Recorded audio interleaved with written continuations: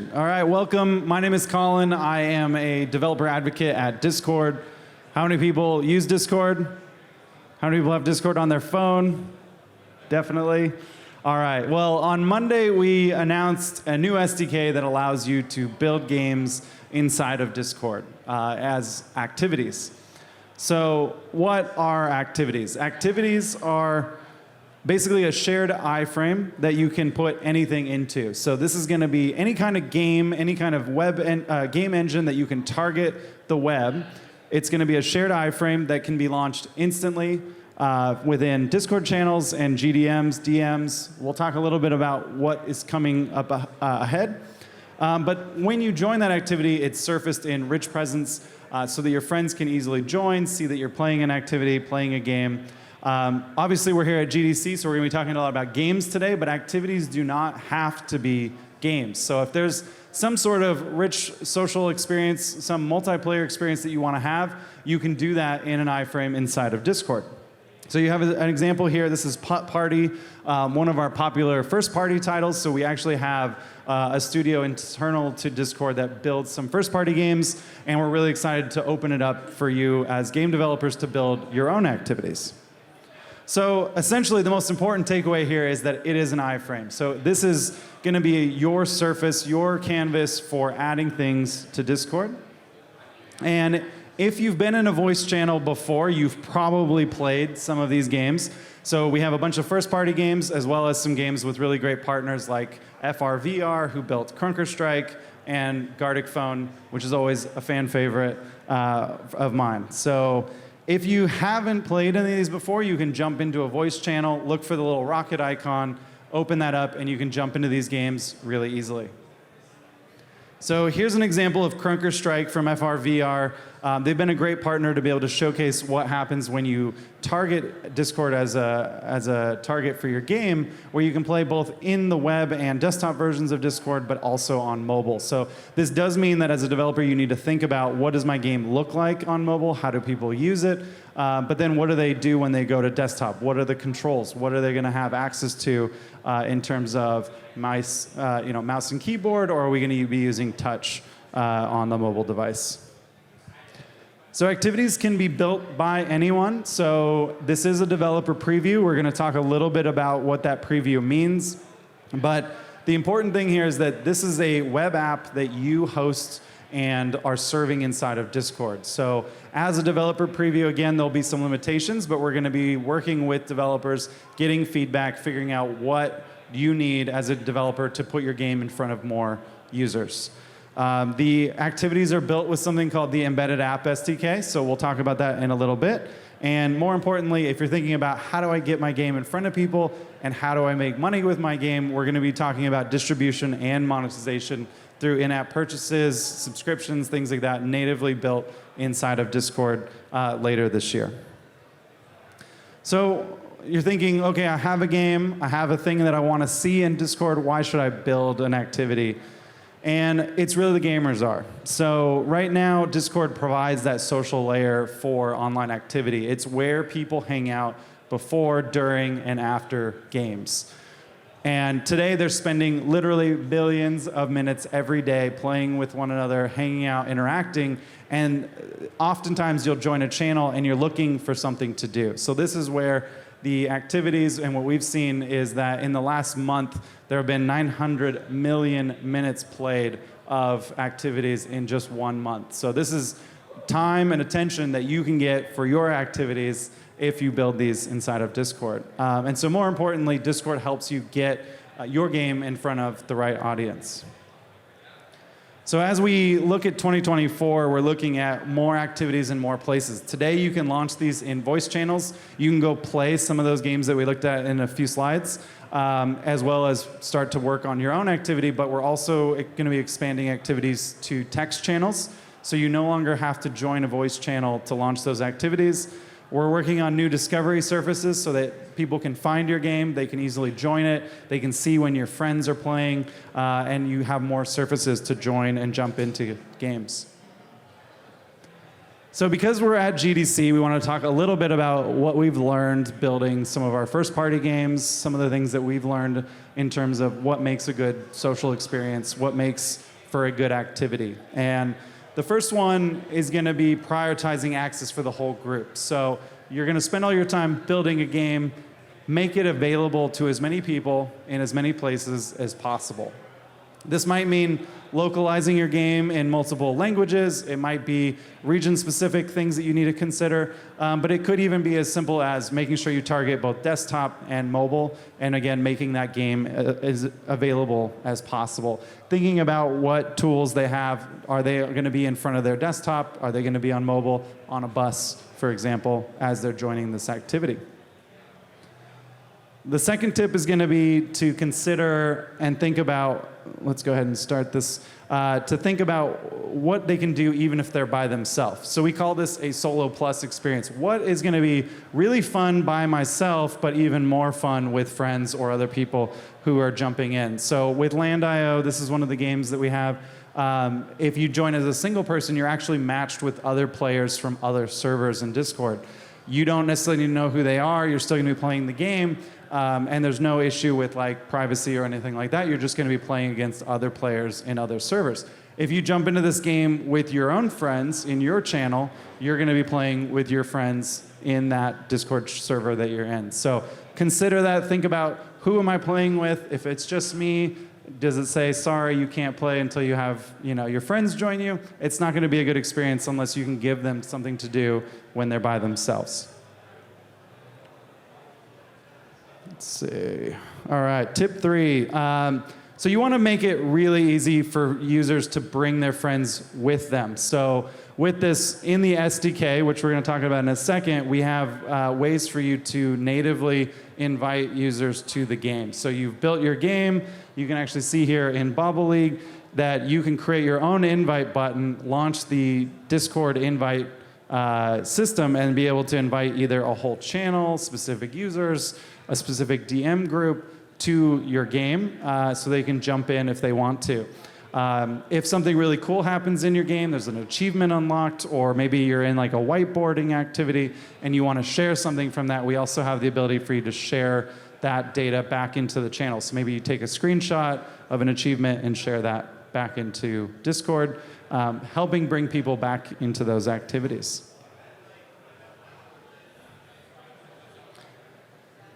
The big one here on Discord is that you should think about how to allow mid-game joins and disconnects, departures.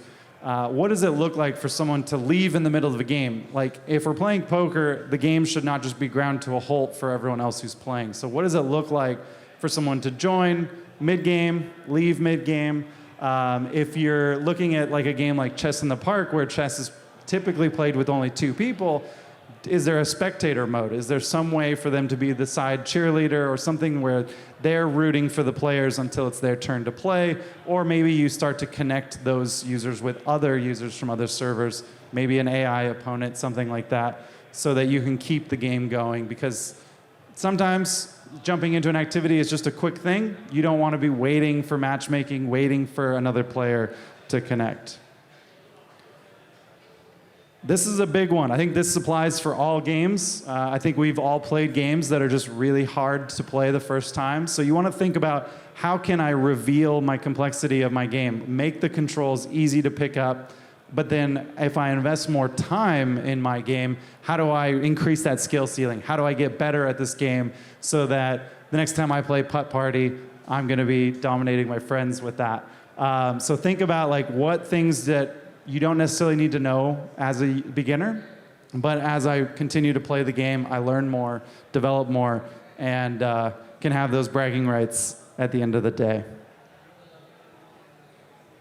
This one's very Discord specific. So what we're really excited about with games inside of Discord is that you get to bring your Discord identity with you. So as a developer, you can tap into the SDK, pull in things like user avatars, usernames, channel names, guild names, and bring those into your game. So here we have an example of Jamspace whiteboard, and you can see a few people drawing, creating the little campfire for Wumpus there.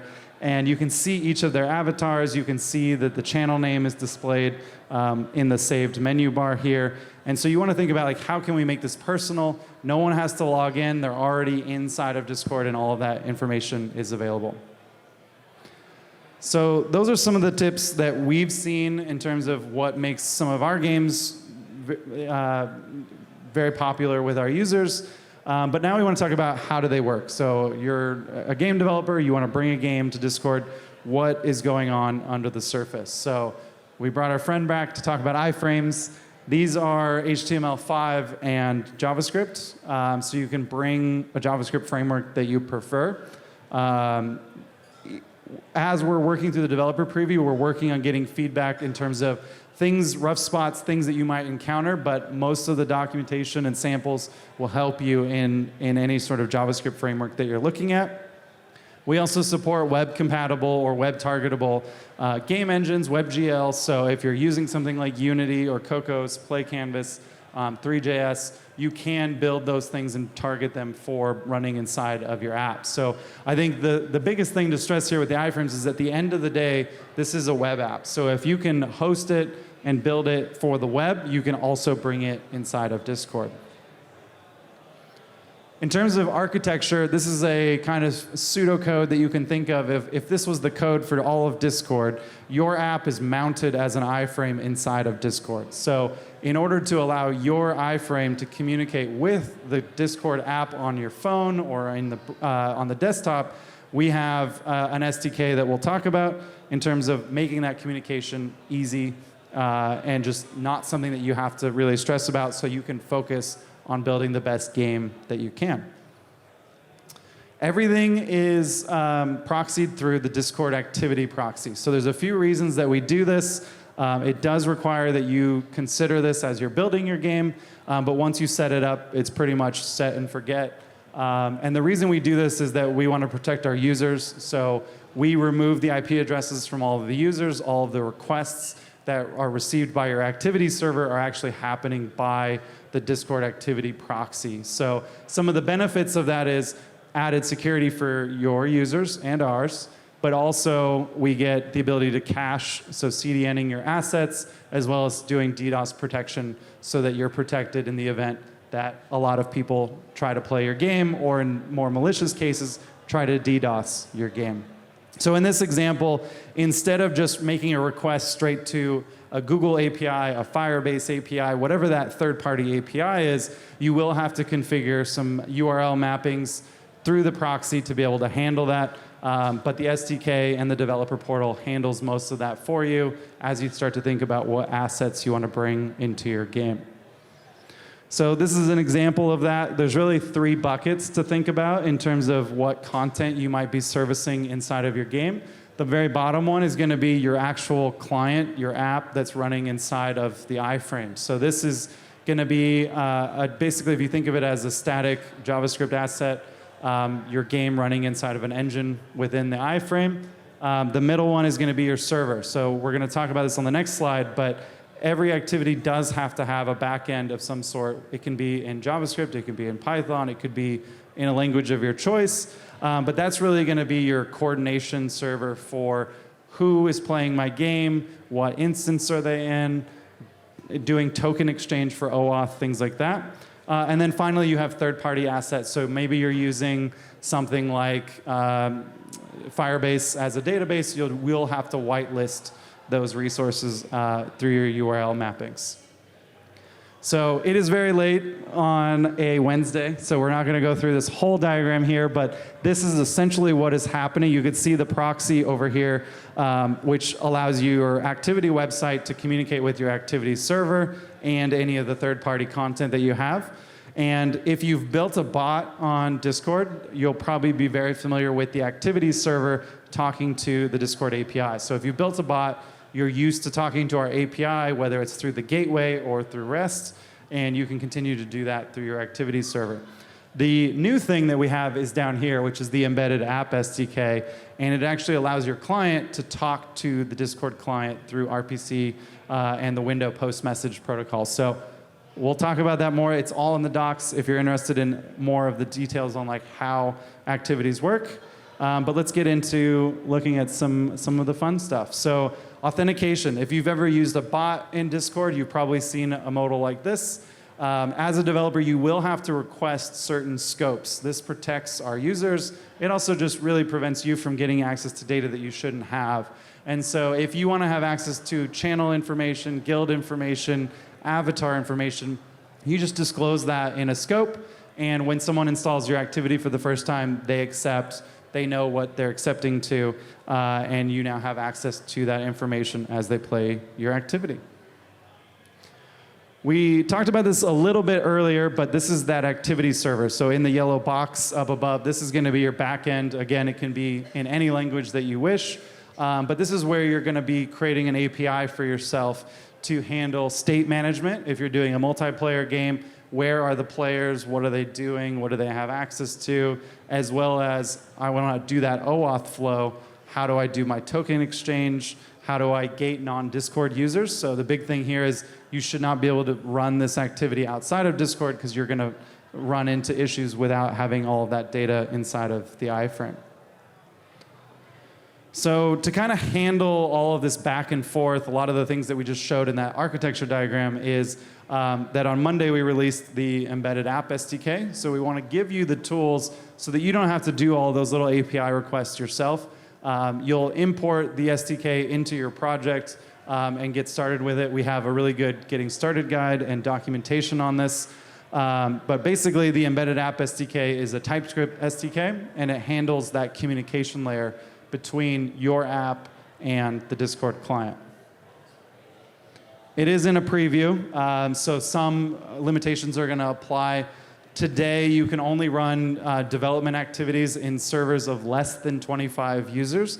So if you're building a game, create a new server with you and your team, add them, then you have the ability to just launch your game and just be in a safe development environment for that. And as the preview opens up, we'll be increasing some of those limitations and working with developers to make sure that your game can get in front of more people over time. So the SDK is now available on GitHub. It's also available as an NPM package. This can be installed into your JavaScript project. Again, you don't have to be using JavaScript if you're using certain game engines or some of the backend, but you are going to need this SDK to do some of that interpretation on the front end. There is a great getting started guide where you get to build your own little sample activity as well as some sample apps and documentation. You can jump to that at discord.dev. And we also have some sample apps. So if you're curious what doing state management looks like, we have a React and Calisius multiplayer example. So you can kind of see multiple people joining a channel, seeing as each person starts speaking, stops speaking, kind of seeing indicators for each of those. And one of my favorite ones is this SDK playground. So if you've ever read documentation and you're like, okay, I still don't really know what this does, the SDK playground will let you actually run an activity that implements every method and every event that we surface. So you can kind of see how they work, you can see the sample code, and then you can kind of translate that into whatever you're trying to build. So those are available on GitHub. And if you've done any Discord development in the past, the important thing to know here is that activities are an extension of apps.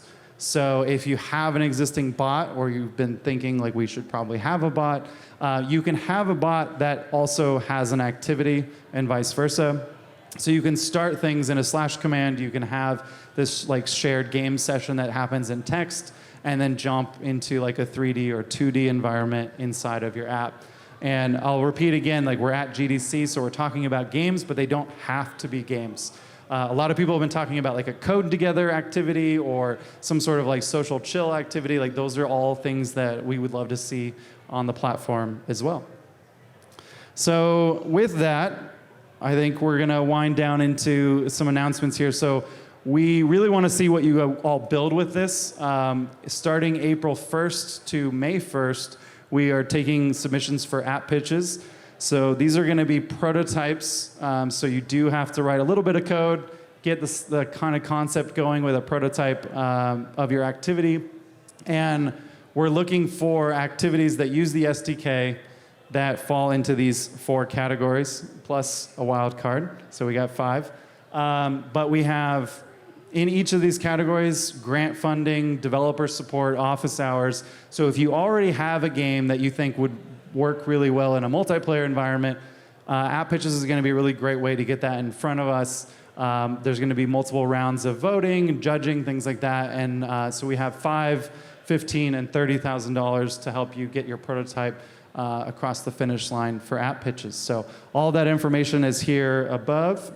And we actually have a QR code at the end here. So super excited to see what you build. If you know someone who's building a really cool kind of fast casual type multiplayer experience, this is something that we'd love to see what you build with it. So kind of in the spirit of prototyping and App Pitches, this is an example of a game that one of our engineers in the back and a team built during a hack week. So they kind of took a demo from Pixie.js. It's using Cloudflare's durable object store for persistence. But as each person joins the voice channel, they spawn in as a little kind of Pokemon-style character, and you can kind of run around. The really cool thing about this one is that as you move around the map, you hear different things based on where you're at. So it was mostly built for fun. We've got a little bit of homage to, popular video games, and of course, the King Wumpus from Discord himself. So I think that's going to be it for us. If you want to play that game that we just showed, you can scan this QR code. This will be an invite to a Discord server that has all of the information that we just talked about in there, but then you can also jump into the game that Matt has running at the back of the room, so you can play around with it. And thank you. We will be hanging around if you have any questions.